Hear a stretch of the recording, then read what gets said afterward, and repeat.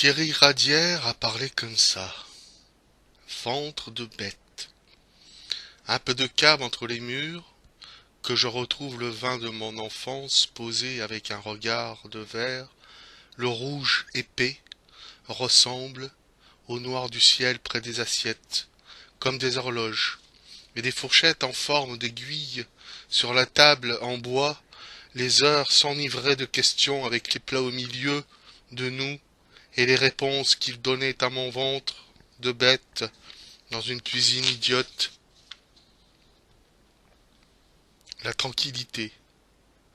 L'aspirateur en train de passer me rappelle que la tranquillité est un bouchon de pêcheur flottant sur le canal avec autour des vaguelettes que les péniches envoient quand elles arrivent devant l'écluse où les poissons ont peur d'une façon ou d'une autre.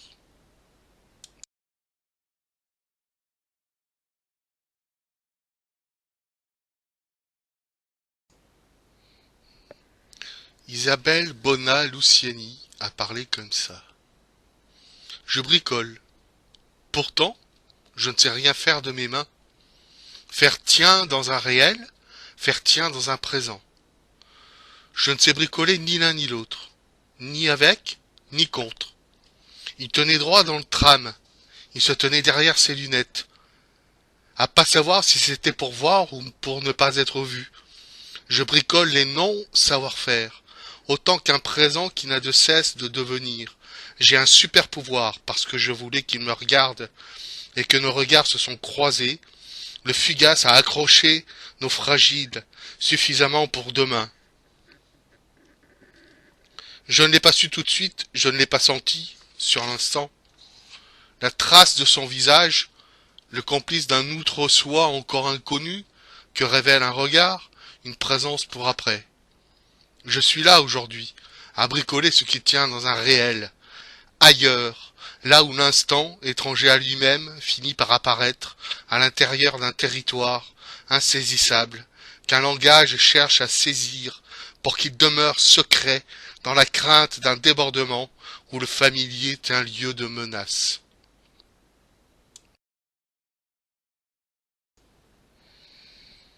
Jean-Christophe Bellevaux a parlé comme ça.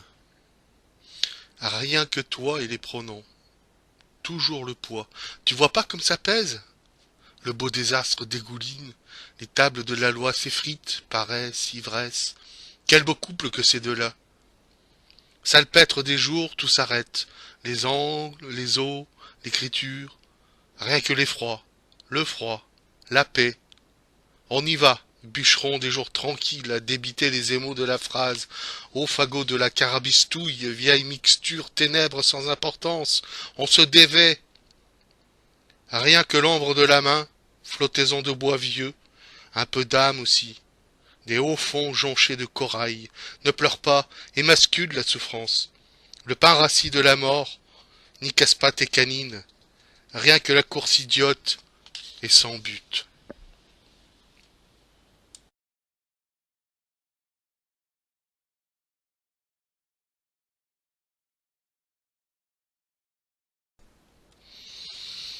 Hermine Reynaud a parlé comme ça.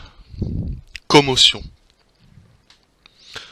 Quand le monde doux, rond comme un ballon, a rebondi sur le soleil pour la première fois, tout ce qui était blanc s'en est emparé.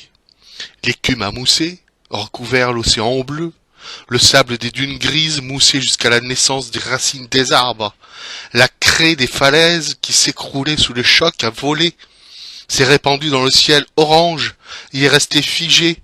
Le blanc des œufs dans le ventre des poules a coulé sur leurs plumes et sur la crête rouge des coqs. La peinture blanche des murs des maisons des hommes a fondu sous la chaleur et s'est étalée sur le bois brun, la brique rouge et l'ardoise bleue. Les moutons blancs des pâturages, rendus blancs par l'écume, ont mangé les moutons noirs. Quand le monde doux, rond comme un ballon et blanc, a rebondi sur le soleil pour la deuxième fois, tout ce qui était bossu, tordu, pentu, pointu ou aigu est devenu plat et plan. Les perspectives ont disparu, fondues dans un univers sans mystère pour s'y reposer l'œil. Les montagnes aplaties ont gémi en glissant pour combler tout ce qui était creux sur terre, et tout ce qui vivait dans tout ce qui était creux sur terre a suffoqué, tandis que la terre pénétrait leurs poumons. Quand le monde doux, rond comme un ballon, blanc et plat, a rebondi sur le soleil pour la 3e fois, tout ce qui était sonore s'est tu. Lorsque les hommes blancs ouvraient la bouche, il en sortait un peu de cendre blanche qui étouffait jusqu'au sifflement de leur souffle. Ceux qui connaissaient les mots et ce qu'ils voulaient dire, ceux qui se souvenaient de comment les écrire, en cherchaient en vain la couleur pour les inscrire quelque part afin de ne pas les oublier.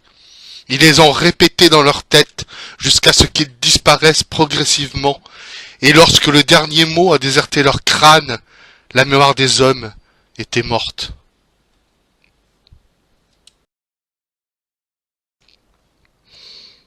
Anand Dado a parlé comme ça. Le soir empli d'ombres fantasques et d'échos de voix. Comme un miroir brisé, le soir en éclat solitaire, sur le carreau des rues saturées de pas. Le soir, assis à la terrasse du froid, ne dit mot. L'encre de son noir écrit, les frissons et la fièvre, et le silence. Le soir entre chez moi comme chez lui, et j'ai froid. Griffure du vent sur le visage, du dehors, éclat aquatique des larmes à la lumière noire. Les visages du dedans se fardent d'ombres furtives aux fenêtres grandement éclairées. Le ciel tire à soi la couverture opaque du « je n'en veux rien savoir ».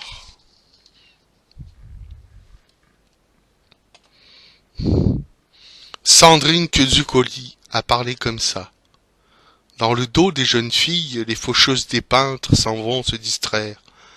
De loin, notre table dressée dans la vallée, un don le seuil d'un temple à ciel ouvert, puis l'unisson de certains battements vers le bas-centre de nos corps, encore, se souviennent de ces nuits dernières près des margelles.